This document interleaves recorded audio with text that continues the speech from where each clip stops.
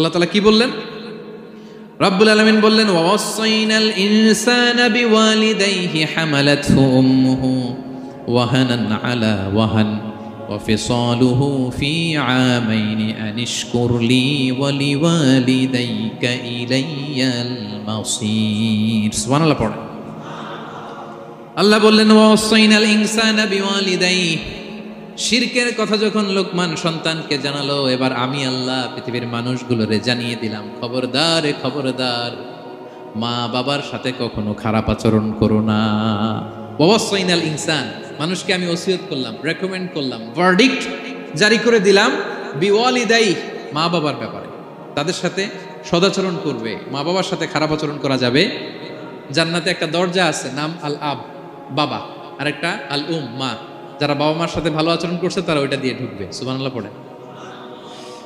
এক লোক বললেন, ইয়া রাসূলুল্লাহ, আমার মাকে কাঁধে করে কাবার চারদিকে ঘুরিয়েছি, তাওয়াফ করিয়েছি, প্রচন্ড রোদের মধ্যে আমার মাকে কাঁধে করে কাবার চারদিকে লাব্বাইক লাব্বাইক বলে অনেকবার ঘুরিয়েছি। ইয়া রাসূলুল্লাহ, আপনি আমাকে বলে দেন, ছোটবেলা যখন আমি আমার মায়ের বুকের দুধ খেয়েছি, ওই দুধের সুদটুকু আদায় হয়েছে কিনা? বিষ্ণুই বললেন, কি প্রশ্ন করলা তুমি?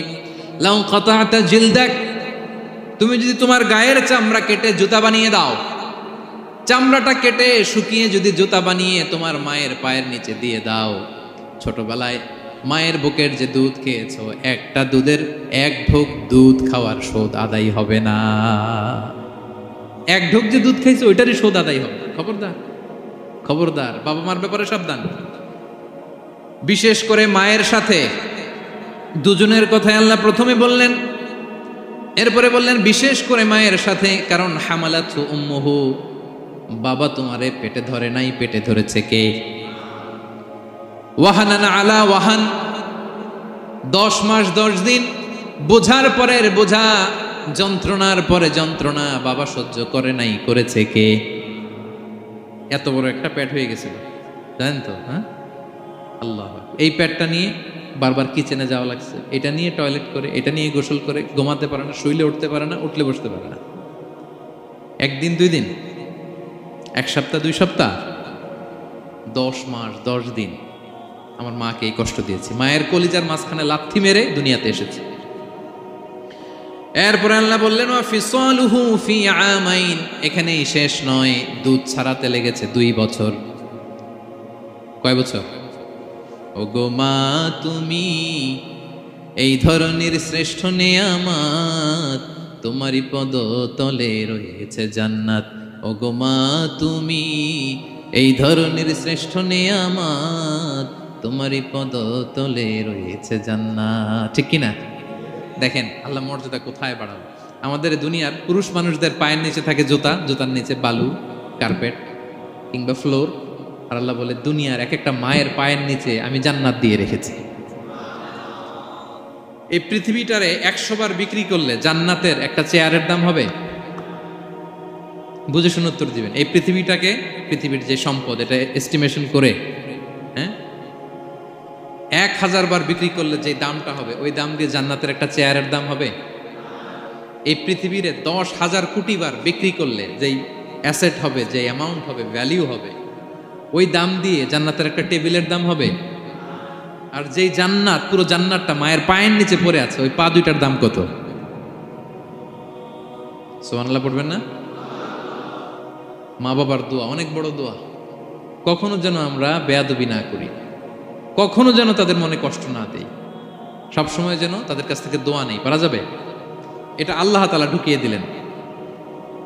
তাহলে সাইয়েদনা লোকমান প্রথমে বলল, বাবা শিরক করো না। এরপরে রব্বুল আলামিন বললেন, শিরকের পরে তোমাদের সবচাইতে বড় দায়িত্ব যে বাবা মা তোমাদের জন্য এত কষ্ট করেছে, তাদের সাথে খারাপ আচরণ করো না। 2টা হয়ে গেল। কয়টা? আওয়াজ করে বলেন কয়টা?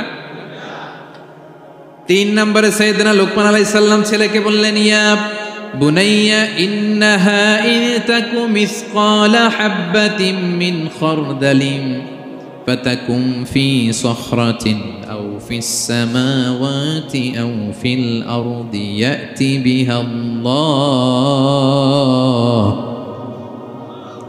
ইন্নাল্লাহা লাতীফুন খাবীর। 3 নম্বরে সাইয়েদনা লোকমান বললেন, বাবা,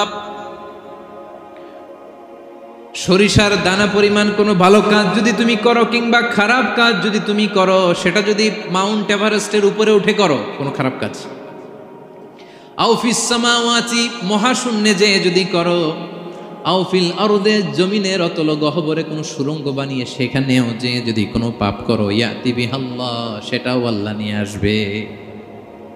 কোনো পাপ বা কোনো ভালো কাজ আকাশে উঠে, পাহাড়ে উঠে কিংবা সুড়ঙ্গ করে জমিনের ভিতরে ঢুকেও যদি করো, কিয়ামতের দিন আমলনামায় সেটা দেখতে পাবে। সুবহানাল্লাহ পড়বেন না? কারণ ইন্নাল্লাহা লাতীফুন খাবীর, তিনি হলেন লতিফ, সূক্ষ্মদর্শী। যত ছোট কাজই করো না কেন তার চোখে ফাঁকি দেওয়া যায়। তার মানে 3 নাম্বার উপদেশে সাইয়েদনা লোকমান তার ছেলেকে আল্লাহর শক্তি, আল্লাহর ক্ষমতার ব্যাপারে একটা ধারণা দিচ্ছেন। নিজের ছেলেকে তার রবকে চিনাইতে হবে। আমাদের রবকে আমাদের চিনার দরকার আছে না নাই? ছেলেকে বোঝাবেন, বাবা, ওই যে তুমি মসজিদে আমার সাথে যে সেজদা দাও, কারে দাও জানো? তিনি কত বড়, তিনি কত বিশাল ক্ষমতার অধিকারী। তুমি সামান্য কোনো ভালো কাজ কিংবা খারাপ কাজ এটা যদি মহাশূন্যে উঠেও করো, পাহাড়ের চূড়ায় গিয়েও যদি করো, জমিনকে ফেড়ে সুড়ঙ্গের ভেতরে ঢুকেও যদি করো, তার চোখকে কঠিনকালেও ফাঁকি দেয়া যাবে। তার মানে 3 নম্বরে আল্লাহর ধারণার ব্যাপারে, শক্তির ব্যাপারে, ক্ষমতার ব্যাপারে, আল্লাহ তাআলার অথরিটির ব্যাপারে, ক্যাপাসিটির ব্যাপারে একটা স্বচ্ছ ধারণা দিয়ে দিল। তুমি জানো নাকি কোন রবের ইবাদত তুমি করো? গোটা দুনিয়ার সবার চোখকে ফাঁকি দেয়া গেল, আল্লাহর চোখকে কঠিনকালেও ফাঁকি দেয়া যায় না। ঠিক কি না? এই পৃথিবীতে সবার চোখকে ফাঁকি দেয়া যায় কি যায় না? পুলিশের চোখ, সিকিউরিটির চোখ, বিমানবন্দরে কাস্টমস অফিসারের যে অফিসার থাকে তাদের চোখ, বিভিন্ন জায়গায় বড় বড় যে সিসি ক্যামেরা থাকে, এগুলোও ফাঁকি দেয়া যায়। ফাঁকি দেয়া যায় না একজনের চোখ। আওয়াজ করে বলুন তো, তিনি কে? ফাঁকি দেওয়া যায়? আচ্ছা বলেন, এই ছোটবেলা থেকেই এই সেন্সেশন, এই অনুভূতি যদি, এই অনুভূতির সফটওয়্যার যদি আপনার ছেলের মাথায় ঢুকায় দেন, এই ছেলে কোনোদিন দুর্নীতি করবে? খাদ্যে ভেজাল দিবে? মাছে ফরমালিন দিবে? প্রতিবেশীকে কষ্ট দিবে? অনিয়ম করবে? অন্যের অধিকার হরণ করবে না। এজন্য ছোটবেলা থেকেই তার রবকে চিনায় দিতে হবে, রবকে চিনায় দিতে হবে। 3 নম্বরে ছেলেকে তিনি বললেন, বাবা, অতি ক্ষুদ্র ভালো কাজ কিংবা খারাপ কাজ যেখানেই করো না কেন, কিয়ামতের দিন সেটা তুমি দেখবা। তার মানে তখন থেকে সে বুঝবে, আমি যাই করি না কেন, ভালো করলে এটার একটা প্রতিদান, একটা রিওয়ার্ড আমি পাবো, ঠিক না?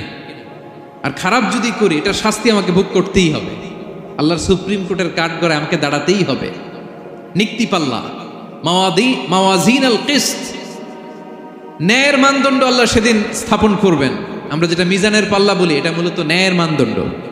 সামান্য ক্ষুদ্রাতি ক্ষুদ্র জিনিস দিলেও ওইখানে টের পাওয়া যায়। সুবহানাল্লাহ পড়েন।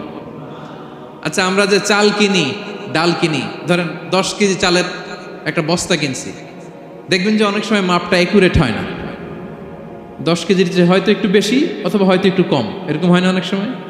5 কেজি কিনছেন এক দোকান থেকে, আরেক জায়গায় যে ভালোভাবে মাপ দিয়ে দেখবেন যে একটু বেশি হয়েছে অথবা একটু কম হয়েছে, ঠিক কিনা? আল্লাহ যে মিজানের পাল্লা সেদিন বসাবেন, ওইখানেও তো এরকম হবে। হ্যাঁ, কেমন হবে? فَمَن يَعْمَلْ مِثْقَالَ ذَرَّةٍ خَيْرًا يَرَهُ, পড়ুন, وَمَن يَعْمَلْ مِثْقَالَ ذَرَّةٍ شَرًّا يَرَهُ। ক্ষুদ্রাতি ক্ষুদ্র জাররা তথা অনুপরিমাণ ভালো যদি করো, সেটাও সেদিন নিক্তি পাল্লায়, মিজানের দাড়ি পাল্লায় দেখতে পাবা। ক্ষুদ্রাতি ক্ষুদ্র খারাপও যদি করো, সেদিনও মিজানের পাল্লায় সেটা তুলে দিবে কে? জাররা মানে খুবই ক্ষুদ্র। কতটুকু ক্ষুদ্র আমি উদাহরণ দিয়ে বুঝাই। শীতের সকালে টিনের ঘরে যারা কোনোদিন থেকেছেন, এখানে তো শীত নাই, মালয়েশিয়াতে সারা বছর গরম। শীতের সিজনের কথা মনে আছে তো আপনাদের? না মালয়েশিয়া থাইকা সব ভুলে গেছেন? শীতকাল শীতকাল মনে আছে? হ্যাঁ, শীতের সকালে টিনের ঘরে যদি কখনো থাকেন, দেখবেন যে টিনের ঘরে ছিদ্র থাকে, ওই ছিদ্র দিয়ে সূর্যের আলো ঢোকে, রশ্মি। মনে পড়ছে? শীতের সকাল টিনের ছিদ্র দিয়ে দেখবেন চিকন একটা সূর্যের রশ্মি ঢুকছে। ওইটার কাছে গেলে দেখা যায় সামান্য ধুলাবালি কেমন যেন ডাস্ট উড়ে এটার মধ্যে, অন্যদিকে কিন্তু দেখা যায় না, এদিকে নাই, কিন্তু ওই ছিদ্রটার কাছে গেলে দেখা যায় আলো যেদিক থেকে পড়ছে নিচ পর্যন্ত পুরোটার মধ্যে ধূলিকণা। আসলে ধূলিকণা কি শুধু এদিকেই না, পুরা ঘরেই আছে, ওইদিকে আলো পড়ছে ওইটা দেখা যায়। ওই যে ছোট্ট সূর্য রশ্মির মধ্যে কাছে গেলে যে ছোট্ট ছোট্ট ধূলিকণা দেখা যায়, ওইটার নাম হচ্ছে যাররা। যাররা ফামাইয়া আমাল মিসকালা যাররাতিন খাইরান ইয়ারা। এই ধূলিকণার ডাস্টের যাররা পরিমাণ ভালো করলে সেটাও দেখতে পাবা, আবার যাররা পরিমাণ খারাপ করলে সেদিন কিয়ামতের ময়দানে মিজানের পাল্লায় সেটাও দেখতে পাবা। পড়েন সুবহানাল্লাহ। তার মানে 3 নম্বরে ছেলেকে আল্লাহর শক্তি আর সম্ভাবনা সম্পর্কে সতর্ক করলেন, জানান দিয়ে বললেন, বাবা যেটাই করো না কেন সবার চোখকে ফাঁকি দেওয়া যায় না, একজনের চোখ, তিনি কে? কয়টা গেল উপদেশ? সবাই বলুন তো কয়টা? 3টা। 4 নম্বরে লোকমান আলাইহিস সালাম বললেন, ইয়া বুনাইয়া আকিমিস সালাহ, ও আমার সন্তান, 4 নম্বরে উপদেশ হলো তোমাকে নামাজ কায়েম করতে হবে। নামাজ, সবার আগে নামাজ। কাজকে বলে দাও আমার নামাজ আছে, নামাজকে বলো না কাজ আছে, ঠিক কি না? সালাত কায়েম করো, সালাতে কায়েম করো, হবে জান্নাতি তুমি, হবে জান্নাতি তুমি, দিবে কাল হাসরে শীতল ছায়া আরশে আজিম, রব্বিয়াল আলা রব্বিয়াল আযীম, রব্বিয়াল আলা রব্বিয়াল আযীম। সুবহানাল্লাহ পড়েন। 4 নম্বরে আকিমিস সালাহ, ও আমার কলিজার টুকরা সন্তান, নামাজ কায়েম করো। নামাজ, নামাজ কিয়ামতের ময়দানে সর্বপ্রথম যে জিনিসটার হিসেব আল্লাহ চাইবেন ওটা কি? সবাই বলেন একসাথে, সেটা কি? বিশ্বনবী ইন্তেকালের আগে বললেন, আস-সালাত আস-সালাত ওয়া মা মালাকাত আইমানুকুম, ও আমার উম্মতেরা নামাজ, নামাজ। বিশ্বনবীর রূহ বের হয়ে যাবে, মালাকুল মাউত চলে আসলো, এখনই রূহ মুবারক কবজ করে নিয়ে যাবে। অন্তিম মুহূর্তে গোটা উম্মার জন্য বিশ্বনবী যে মেসেজটা ড্রপ দিয়ে গেলেন সেটার নাম হলো নামাজ। সালাত আস-সালাত, উম্মতেরা নামাজ নষ্ট করো না, নামাজ নষ্ট করো না। আউয়ালু মা ইউহাসাবু বিহিল আবদু ইয়াউমাল কিয়ামাতি আস-সালাহ, কিয়ামতের ময়দানে সর্বপ্রথম আল্লাহ যে জিনিসটার হিসাব চাইবেন সেটা কি? ফা ইন সালুহাত সালুহা সাইরু আমালি, এটা যদি ঠিক হয়ে যায় পুরো আমলনামা ঠিক হয়ে যাবে। ওয়া ইন ফাসাদাত ফাসাদা সাইরু আমালি, নামাজের হিসাব দিতে যেয়ে যদি আপনার গন্ডগোল লেগে যায় আপনার পুরো আমলনামাটারে গন্ডগোল করে দিবে কে? এজন্য সবার আগে সালাত। ছেলেকে বোঝাবেন, বাবা নামাজ কায়েম করো, তার মানে একা একা পড়ো না, জামাতে পড়ো। নামাজ পড়া আর কায়েম করায় পার্থক্য আছে। একা একা পড়া যায় কিন্তু একা একা কায়েম করা যায়? বলেন। তার মানে বাবা একা একা নামাজ পড়ো না, জামাতে পড়ো। বিকেল বেলায় তোমার বন্ধুকে নিয়ে খেলার মাঠে যখন ক্রিকেট খেলতে খেলতে মাগরিবের সময় হয়ে যায়, একা একাই মসজিদে যাবা না, তোমার বন্ধুরেও নিয়ে যাবা। একা একা জান্নাতে গেলে মজা আছে, সবাই মিলে একসাথে গেলে কেমন হয়? হ্যাঁ, সবাই মিলে একসাথে জান্নাতে যাওয়া লাগবে না? তার মানে ছেলেরে বুঝালেন, বাবা একা একা নয়, সবাইকে নিয়ে নামাজ পড়ো বাপ, জামাতে পড়ো বাপ, গোটা সমাজটারে মুসল্লি সমাজ বানাবা। এটার নাম হচ্ছে ইকামাতুস সালাহ। ছেলেকে বললেন আকিমিস সালাহ, ও আমার কলিজার টুকরা বাজান নামাজ কায়েম করো। বিষ্ণু ঈসা ইসলাম বললেন, মুরু সুবিয়ানাকুম বিস-সালাতি ওয়া হুম আবনাউ 7 সিনিন, তোমাদের ছেলে মেয়েদের বয়স যখন 7 হয় তখন থেকে নামাজের আদেশ করো। ওয়াদরিবুহুম আলাইহা, আর তাদেরকে শাসন করো। ওয়াদরিবুর অনেক অর্থ হতে পারে, শাসন করো, একটু রূঢ় আচরণ করো, প্রয়োজনে মৃদু প্রহার করো। যখন তাদের বয়স হয়ে যায় 10, বয়স হয়ে যায় 10 কিংবা তার উপরে, আমাদের ছেলে মেয়ে আছে বয়স, দেখি কয়জন আছে দিকে 10 বছরের। হ্যাঁ দেখছেন, কঠোর হইতে হবে আপনাদের যদি নামাজ না পড়ে। হাত নামান। 7 পর্যন্ত নিয়ে যাবেন সাথে করে। বয়স যখন 7 হয়, বারবার যখন সালাতের কথা বলবেন সাথে করে নিয়ে দাঁড়াবেন।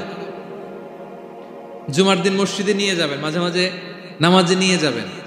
7, 8, 9 এই 3 বছরের ট্রেনিংয়ে 10 বছর তো এমনি পাক্কা নামাজে হয়ে যাবে। ঠিক কিনা? নাকি বলবেন হুজুর আমি তো পড়ি না, আমারই তো খবর নাই। হ্যাঁ, ছেলেরা যে বলবো বাবা নামাজ কায়েম কর, এর আগে কিন্তু নিজের মুসল্লি হইতে হবে। এটা বুঝতে পারতেছেন তো? হ্যাঁ, ছেলেকে বলতে হইলে আগে নিজের মুসল্লি হইতে হবে। নামাজের ব্যাপারে নো কনসিডারেশন, কোনো ছাড় নাই। সালাত আপনাকে পড়তেই হবে যে কোনো পরিস্থিতিতে। এজন্য 7 বছর বয়স থেকে বিশ্বনবী ওয়ার্নিং দিতে বলেছেন, 10 বছর বয়স হলে প্রয়োজনে রূঢ় আচরণ করো, শাসন করো, প্রয়োজনে মৃদু প্রহার করো। খবরদার, খবরদার। একসাথে মাঝে মাঝে নিজেরাও ঘরে পড়বেন। মসজিদে তো যাবেনই, বাইরে বৃষ্টি, যেতে পারছেন না, নিজেই ইমাম হয়ে দাঁড়ায় যান। আপনার ছেলে 2 জন আপনার পিছনে দাঁড়াবে, আপনার স্ত্রী আর মেয়েরা তার পরের কাতারে দাঁড়াবে। হ্যাঁ, নারী পুরুষ একই কাতারে দাঁড়াতে পারে না। অথবা আপনার ছেলেটার ইমাম বানায় দেন, ও নামাজ পড়াইতেছে, আপনারা পড়তেছেন, ভালো লাগবে না? A family that prays together stays together, ইংরেজিতে একটা কথা বলি, a family that prays together stays together. যে ফ্যামিলি একসাথে নামাজ পড়ে, এই ফ্যামিলি একসাথে টিকে থাকে শান্তিতে অনেক দিন, ঠিক কিনা? এজন্য ঘরে মাঝে মাঝে জামাতে নামাজ পড়বেন, ঘরটারে বরকত দিয়ে পূর্ণ করে দিবে কে? এজন্য সাইয়েদনা লোকমান বললেন আকিমিস সালাহ, আমার কলিজার টুকরা সন্তান নামাজ, নামাজ নষ্ট করো না, নামাজ নষ্ট করো না। অনেক ফ্যামিলি আছে, অনেক ফ্যামিলি নিজেও নামাজি, ছেলে মেয়েদেরকেও নামাজের কথা বলে, পড়ায়, জোহর পড়তে দেয়, আসর পড়তে দেয়, মাগরিব পড়তে দেয়, এশা পড়তে দেয়, ফজর পড়তে দেয় না। ফজর নিয়ে টেনশন নাই, কেন? বলতেছে ঘুমায় হুজুর। কি করে? আমার কলিজার টুকরা সন্তান ঘুমায় হুজুর, কাঁচা ঘুম কেমনে ভাঙাই? আচ্ছা, ফজরের সময় যদি আপনাদের কন্ডোমিনিয়ামে আগুন লাগে কি করবেন? ফজরের সময় লাগছে আগুন, আর একটু ঘুমাক, কাঁচা ঘুম। হ্যাঁ, বলবেন বলবেন, কথা বুঝে নাই বোধহয়। যেই বাবা মারা মনে করে সকালে কিভাবে ডাকি, উঠতে চায় না হুজুর, কাঁচা ঘুম, কষ্ট হয়ে যায়, ফজরের সময় যদি আগুন লেগে যায় আপনার ঘরে কি করবেন? আরেকটু ঘুমাক, কাঁচা ঘুম। দুনিয়ার আগুন থেকে নিজের সন্তানকে বাঁচানোর জন্য যেমনি ডেকে উঠান, দুনিয়ার আগুন থেকে রক্ষা করার জন্য যেমনি ডাকেন, উঠায় নিয়ে আসেন, জাহান্নামের কঠিন আগুন থেকে বাঁচানোর জন্য ফজরের সময়ও ডাকার দরকার আছে না নাই? দুনিয়ার আগুনের চেয়ে কমপক্ষে 70 গুণ বেশি তেজওয়ালা। হ্যাঁ, বিষ্ণু বলেন নারুকুম তুকিদুন, যে আগুন দিয়ে কিচেনে রান্না করো, জাহান্নামের আগুন কিন্তু এই আগুন নয়। জাহান্নামের আগুন দুনিয়ার আগুনের চাইতে কমপক্ষে 70 গুণ বেশি তেজওয়ালা। তাহলে ফজরের সময় ডাকবেন তো ছেলে মেয়েকে, হ্যাঁ, নিজেও পড়বেন, ছেলে মেয়েদেরকেও ডাকবেন। আকিমিস সালাহ। 4 নম্বরে বললেন বাবা নামাজ কায়েম করো, নামাজ নামাজ ছেড়ে দিও না। 5 নম্বরে বললেন ওয়ামুর বিল মারুফ, ভালো কাজের আদেশ করো। 6 নম্বরে বললেন ওয়ানহা আনিল মুনকার, খারাপ কাজ থেকে নিষেধ করো।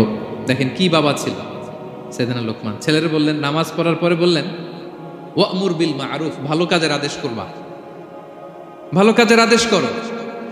ওয়ানহা আনিল মুনকার, মন্দ কাজ থেকে নিষেধ করো। আমরা অনেকে নিজেরাই ভালো করি, নিজেরাই ভালো কাজ করি, অন্যদেরকে বলি না, এরকম আছে না নাই? সমাজে পাপ হলে, অন্যায় হলে আমরা কথা বলতে চাই না, এরকম আছে না নাই? নিজেই নামাজ পড়বে, চোখ বন্ধ করে তাসবিহ পড়তে থাকে, কিন্তু মুসলিম উম্মার উপর কারবালা হয়ে যাচ্ছে, তার কোনো টেন নাই, এরকম আছে না নাই? গোটা বিশ্বে মুসলমানদের উপর দিয়ে কি যাচ্ছে, সমাজে কি চলছে তার কোনো আন্দাজ নাই, খোঁজ খবর নাই, শুধু নিজেই জিকির করে, এরকম আছে না নাই? না, আযাব আসলে, গজব আসলে শুধু এই কাফের মুশরিকদেরই মারে না, মুমিনদেরও মারে, ঠিক কিনা? আল্লাহ বলে ওই আযাবকে ভয় করো, ওয়াত্তাকু ফিতনাতাল লা তুসিবান্নাল্লাযীনা যালামু মিনকুম খাসসা। ওই আযাবকে ভয় করো, এই শাস্তিকে ভয় করো, যে শাস্তি যখন আমি পাঠাই ওই শাস্তি দিয়ে শুধু জালেমদেরকে মারি না, আলেমদেরকেও মারি, ঠিক কিনা? কারণ তুমি আলেম হয়ে বসেছিলে কেন? তুমি সমাজকে বাঁচাও নাই কেন? শুধরে দাও নাই কেন? শুদ্ধাচারের অভিযানে তুমি নামো নাই কেন? ঠিক কিনা? তুমি একা একা জিকির করে তোমার আল্লাহর ওলি হইতে বলছে কে? গোটা সমাজকে তোমার বাঁচাতে হবে।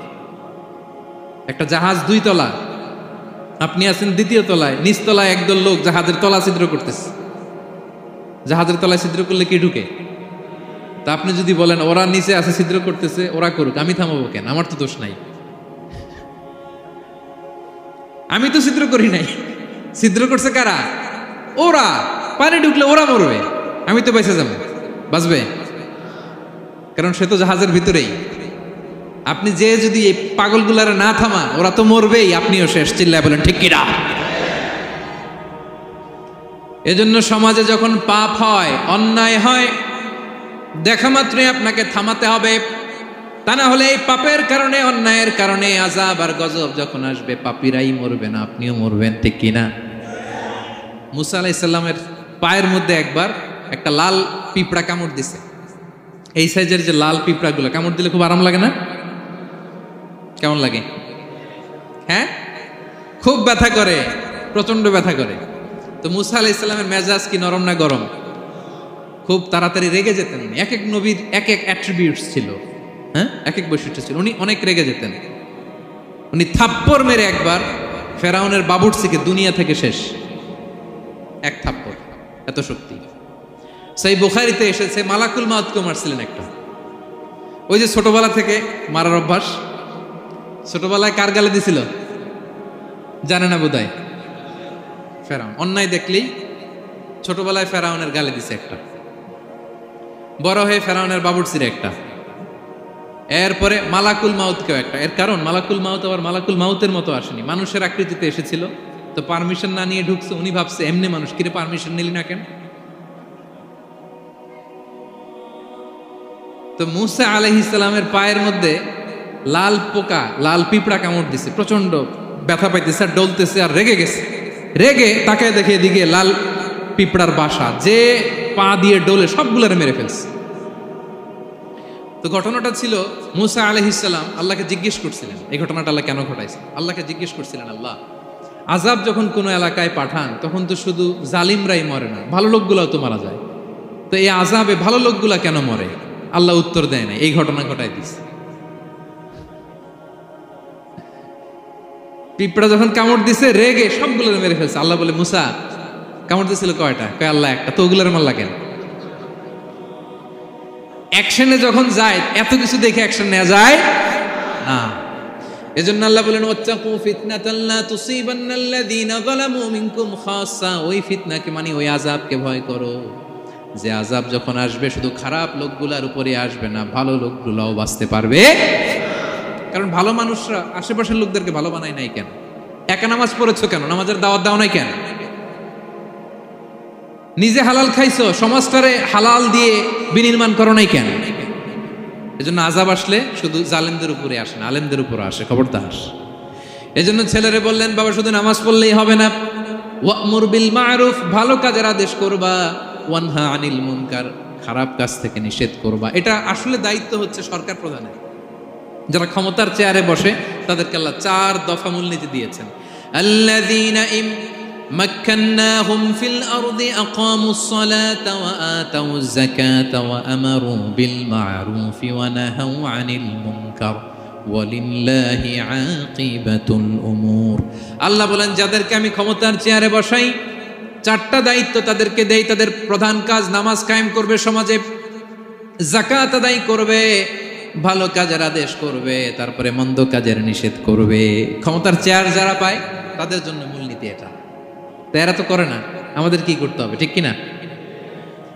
ভালো কাজের আদেশ করতে হবে, মন্দ কাজের নিষেধ করতে। বিষ্ণু ইসলাম বললেন, মান রাআ মিনকুম মুনকারা, চোখ দিয়ে যে সমাজে খারাপ দেখে, ফালিয়ুগাইয়িরহু বিয়াদিহি, সেজন্য হাত দিয়ে ঠেকিয়ে দেয়।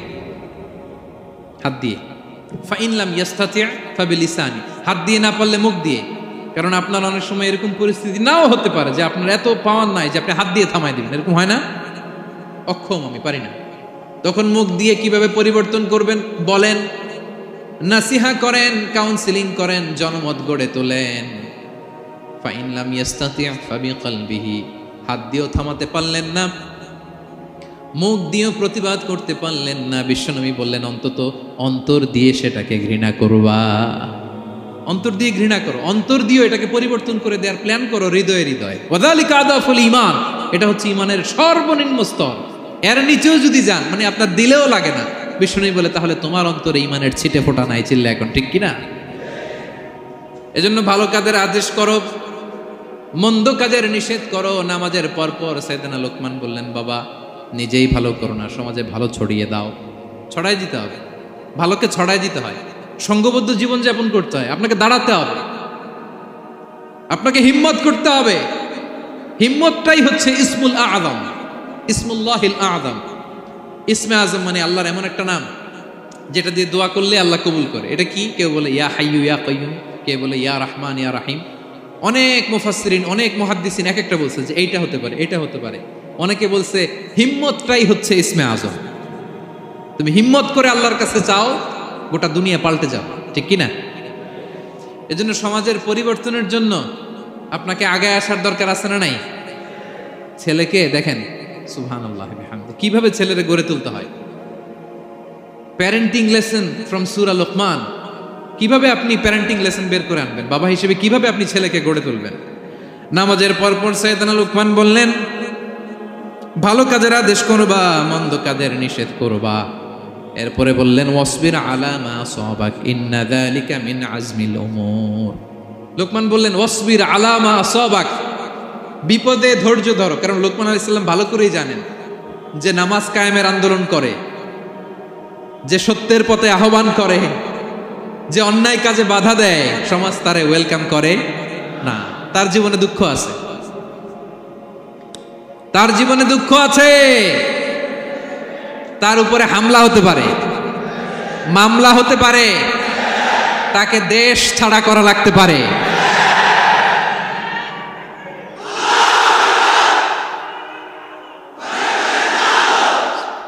ওয়াসবির আলা মা আসাবাক, বাবা খুব ভালো করেই জানে বিপদ নেমে আসতে পারে। যে নামাজ কায়েমের আন্দোলন করে, যে সৎ কাজের আদেশ করে, অসৎ কাজে বাধা দেয়, তাকে থামানোর জন্য, তার অগ্রযাত্রাকে রুখে দেওয়ার জন্য, তার রাস্তাকে ব্লক করার জন্য যুগে যুগে সমাজে সমাজে আছে না নাই? আছে। ঘাবড়ে গেলে চলবে না। এই পথ, এটা ফুলসজ্জার কোনো পথ নয়, এটা কণ্টকাকীর্ণ। এখানে প্রতি পদে পদে কাটা। এটা জেনেই আমরা এই পথে এসেছি, ঠিক কিনা? এজন্য আমাদেরকে রুখে দেয়া যাবে না। আমরা সত্যের কথা বলেই যাব, আমরা অন্যায় দেখলে প্রতিবাদ করেই যাব। প্রতিবাদ করবেন, দাঁড়াবেন। আপনি দাঁড়ালেই দেখবেন পরিস্থিতি অন্যরকম হয়ে গেছে। দাঁড়ান না, যে আপনি অন্যায় করতেছে, আপনি দাঁড়ান না কেন? অপরাধ করতেছে, আপনি থামান না কেন? আপনার বোনের বয়সী একটা মেয়েকে টিজ করতেছে কিছু ছেলেরা, আপনি দাঁড়ান না কেন? ওদের 10 জনের চেয়ে আপনার শক্তি অনেক বড়। সত্যের যে শক্তি আছে, মিথ্যা তার সামনে মুখ থুবড়ে পড়ে। আপনি দাঁড়ান, আপনি জিজ্ঞেস করেন এরকম করতেছো কেন, টিজ করতেছো কেন? আপনি ওখানে জনমত গড়বেন। আপনি দাঁড়ালে আরো 10 জন দাঁড়াবে, ঠিক কিনা? দাঁড়াতে আপনাকে হবে, সাহস করে দাঁড়াতে হবে। সালাত কায়েমের আন্দোলন যারা করে, সৎ কাজের আদেশ যারা দেয়, মন্দ কাজ থেকে নিষেধ যারা করে, তাদের জীবনে পরীক্ষা আছে না নাই? এজন্য সাইয়েদনা লোকমান বললেন, বাবা যেই নাসিহত তোমাকে দিচ্ছি এটা পালন করলে বিপদ আসবে, কিন্তু ঘাবড়ে যেও না, আতঙ্কিত হয়েও না। ওয়াসবির আলা মা আসাবাক, বিপদে ধৈর্য ধরো, ধৈর্য ধারণ করতে হবে। সবর, সবর নিয়ে কোথায় যেন আলোচনা করেছিলাম যে সবর এটা এমন একটা গাছ, যে গাছের চারিদিকে থাকে কাটা, কিন্তু ফলটা বড় মিষ্টি। সবর বাংলা জানেন তো কি? ধৈর্য।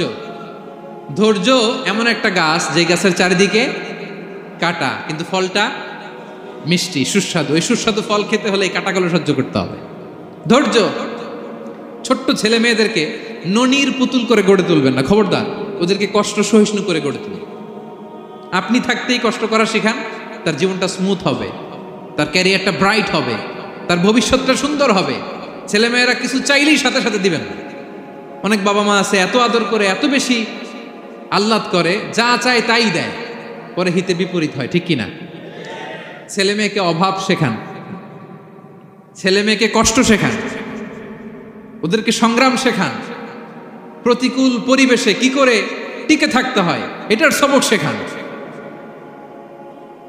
সেদিন লোকমান তাই করলেন, ছেলেরে সবর শিখাইলেন যে বাবা ধৈর্য ধারণ করো, আতঙ্কিত হবা না। জীবন এটা সহজ নয়, জীবন চলার পথ সহজ নয়, এটাকে সহজ করে নিতে হয়। কখনো সবর করে, কখনো ক্ষমা করে, কখনো অন্যকে ইগনোর করে, কখনো দোয়া করে, কখনো আল্লাহর উপর তাওয়াক্কুল করে, ঠিক কিনা? ছেলে মেয়েকে আদর করে বোঝাবেন, বাবা এখন তুমি বাবার হোটেলে খাও, মায়ের হোটেলে ঘুমাও, সারা জীবন এমন চলবে না, দুনিয়াটা বড্ড কঠিন, এখানে কেউ কাউরে জায়গা করে দেয় না, নিজের জায়গা নিজেরই করে নিতে হয়, ঠিক কিনা? ছোটবেলা থেকেই তাকে দৃঢ় মনোবলের করে তুলতে হবে যে বাবা দুনিয়াটা এত সহজ নয়, এটা সহজ করে নিতে হয়। This is the life hacks. এই লাইফ হ্যাকগুলো আপনি শেখাবেন, লাইফ লেসনগুলো শেখাবেন।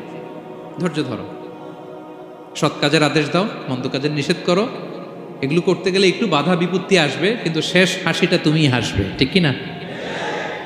বিজয় তোমারই হবে। কি বলেন? সময়ই কথা বলে, সময়ই কথা বলে। বিপদে ধৈর্য ধরো। বিশ্বনবী আল্লাহ বললেন ওয়াসবির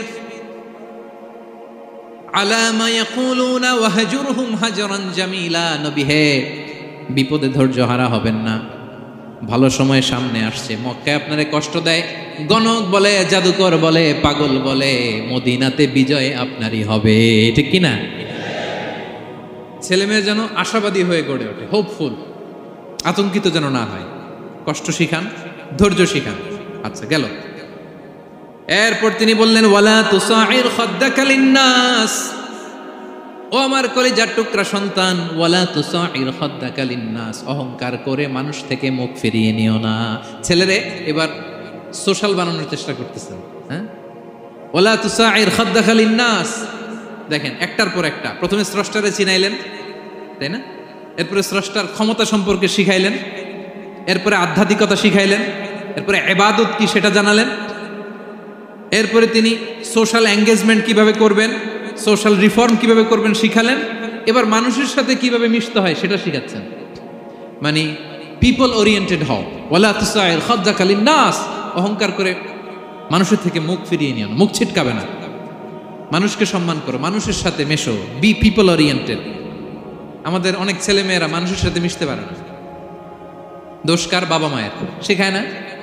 একটা সময় আমাদের মনে আছে, ছোটবেলায় মেহমান আসলে আমরা এত খুশি হইতাম, কি বলেন? মেহমানের কাছে যাইতাম, সূরা শোনাইতাম, কবিতা শোনাতাম, এটা খেলতাম, ওইটা করতাম, যাওয়ার সময় আমাদেরকে টাকা দিয়ে যেত, হায় রে খুশি। এখন দেখবেন টেনে হিসেবে মেহমানের সামনে আনা যায় না। এরকম আছে না নাই? অনেক ফ্যামিলিতে এরকম আছে যে তারা সারাদিন ডিভাইস নিয়ে, এই ডিভাইস আসক্তি এত মারাত্মক পর্যায়ে পৌঁছেছে যে তারা মানুষের সাথে মিশতে পারে না।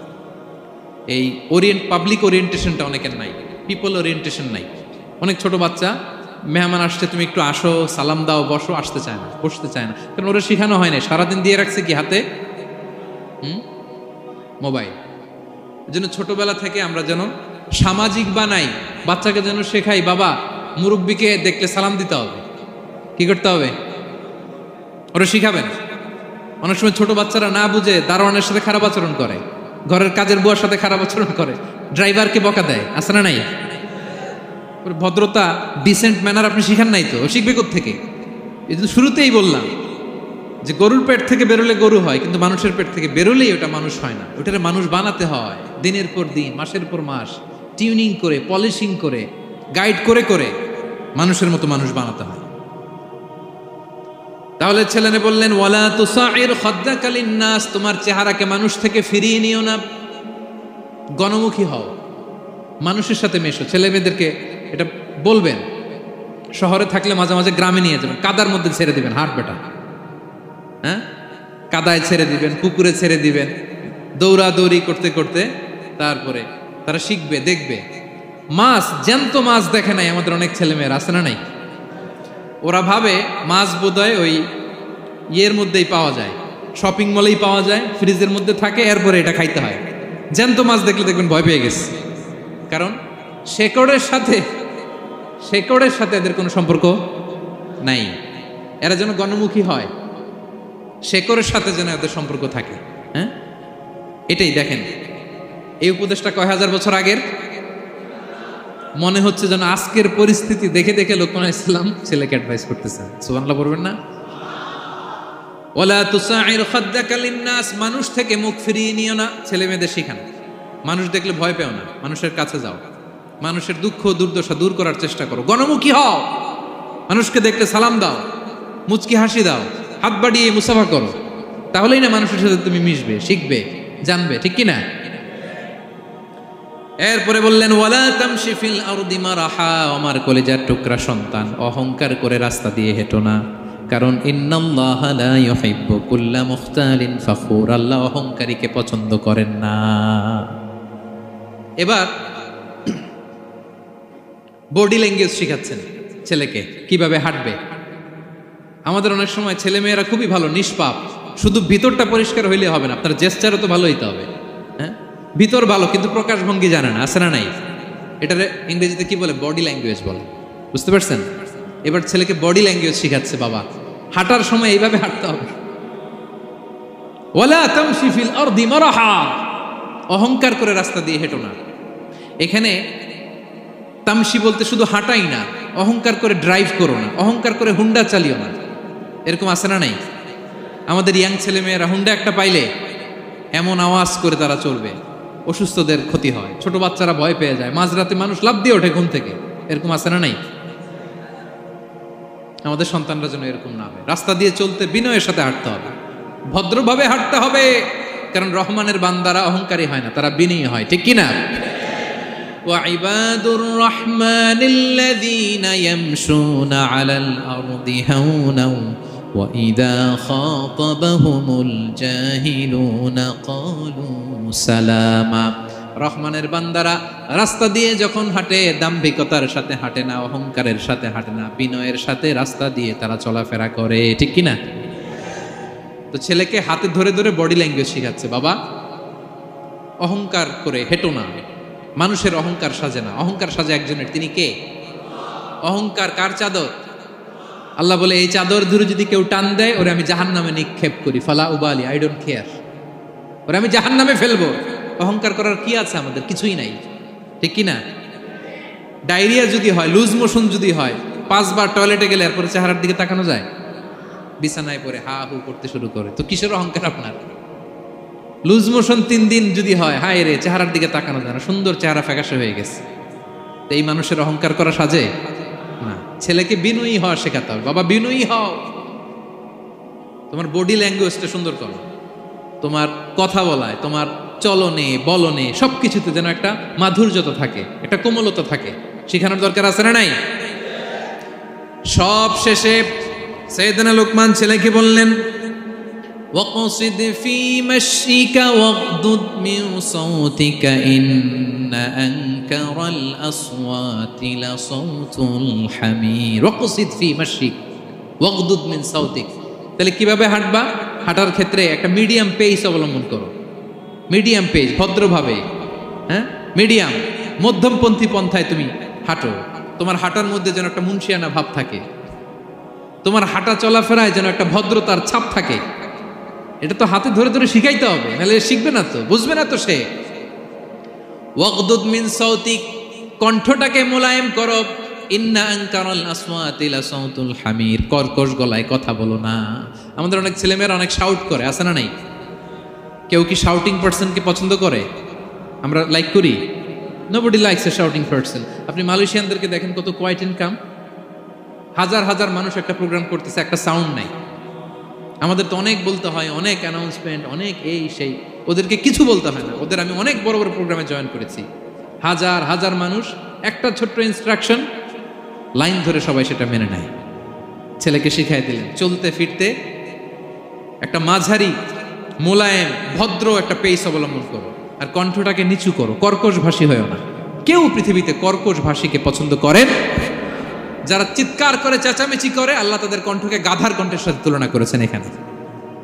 দ্য ব্রেইং অ্যাস, গাধার আওয়াজের চাইতে পৃথিবীতে নিকৃষ্ট কোনো আওয়াজ হতে পারে? আল্লাহ বলে তুমি কি তোমার কণ্ঠকে গাধার আওয়াজের মতো করতে চাও? যদি না চাও, কণ্ঠটাকে মোলায়েম করো, কর্কশ ভাষায় কখনো মানুষকে সম্বোধন করো, কারণ কর্কশ ভাষীকে, এই শাউটিং পার্সনকে কেউ কখনো পছন্দ করে না। তো এই উপদেশগুলো আমাদের ছেলে মেয়েদেরকে দেওয়ার দরকার আছে না নাই? আল্লাহু আকবার। প্রজ্ঞায় সুসজ্জিত এই উপদেশ মালাগুলো সে 3000 বছর আগে যেমনি প্রাসঙ্গিক ছিল, এখনো তেমনি প্রাসঙ্গিক। এই উপদেশগুলো আমরা ছেলে মেয়েদেরকে দিতে পারবো তো? এই 10টা উপদেশ মালা বুঝতে পারছেন আপনারা? সবাই বুঝতে পারছেন? মনে থাকবে? খেয়াল থাকবে? আমি 1 মিনিটে একটু রিভাইজ করি। কি কি উপদেশ দিলেন? প্রথমে শুকরিয়ার কথা আল্লাহ নিজে বলেছেন, শুকরিয়া করো। আমরা যেন যে কোনো পরিস্থিতিতে শুকরিয়া করি, করলেই নিয়ামত বাড়াই দিবে কে? এরপর সাইয়েদনা লোকমান ছেলেকে সর্বপ্রথম যে উপদেশটা দিলেন সেটা হলো, বাবা কি করো না? সবাই বলুন, কি করো না? কারণ শিরক হচ্ছে সবচাইতে বড় পাপ। আল্লাহ সব মাফ করে, শিরকের গুনাহ তিনি মাফ করে। এরপর আল্লাহ তাআলা নিজ থেকে আরেকটা উপদেশ ঢুকাই দিলেন, সেটা হচ্ছে কার সাথে ভালো আচরণ করো? মা বাবার সাথে। মা বাবা যদি বদদোয়া দেয় আপনার জীবনে কখনো উন্নতি আসবে? এরপরে তিনি ছেলেকে বললেন, বাবা আল্লাহ তাআলা এমন ক্ষমতার অধিকারী, যেখানেই যে পাপ করো ভালো কাজ করো সবার চোখকে ফাঁকি দেয়া গেল, আল্লাহর চোখকে ফাঁকি দেয়া যায়? আল্লাহর শক্তি ক্ষমতার ব্যাপারে সতর্ক করলেন। এরপরে তিনি ছেলেকে বললেন, নামাজ কায়েম করো, নিজেও পড়ো, সমাজের সবাইকে নিয়ে পড়ো। এরপরে তিনি ছেলেকে বললেন, বাবা ভালো কাজের আদেশ দাও, মন্দ কাজের নিষেধ করো, মন্দ কাজ থামিয়ে দাও। তারপর বললেন, বাবা বিপদে ধৈর্য ধরো। এরপরে বললেন, গণমানুষের সাথে মেশো, পিপল ওরিয়েন্টেড হও। এরপর ছেলের বডি ল্যাঙ্গুয়েজ ঠিক করে দিলেন। মনে আছে তো আপনাদের? অহংকার বশত হেঁটো না, চিৎকার করে কথা বলো না। সবশেষে ওরাল কমিউনিকেশন কিভাবে করবে, শাউটিং না হয়ে মোলায়েম কণ্ঠে মানুষের সাথে যেন ভদ্রচিতভাবে কথা বলতে পারে, এই উপদেশ মালাগুলো দিলেন। আমরা যারা বাবা হয়েছি আমরাও যেন আমাদের কলিজার টুকরা সোনামণি সন্তানদেরকে এই উপদেশগুলো দেই। মনে থাকবে? সূরা লুকমানের 12 থেকে 19 নম্বর আয়াতে আল্লাহ তাআলা এই উপদেশগুলো তুলে ধরেছেন। আল্লাহ তাআলা আমাদের সবাইকে কথাগুলো বোঝার ও আমল করার তৌফিক দান করুক। আমরা পড়ি আমিন। আমরা যেন নেককার সন্তান লাভে ধন্য হতে পারি, আল্লাহ তৌফিক দান করো। আমরা পড়ি আমিন। আমরাও যেন সাইয়েদনা লোকমানের মতো এই উপদেশ মালাগুলো আমাদের ছেলে মেয়েদেরকে দিতে পারি, আল্লাহ তুমি তৌফিক দান করো। আমরা পড়ি আমিন।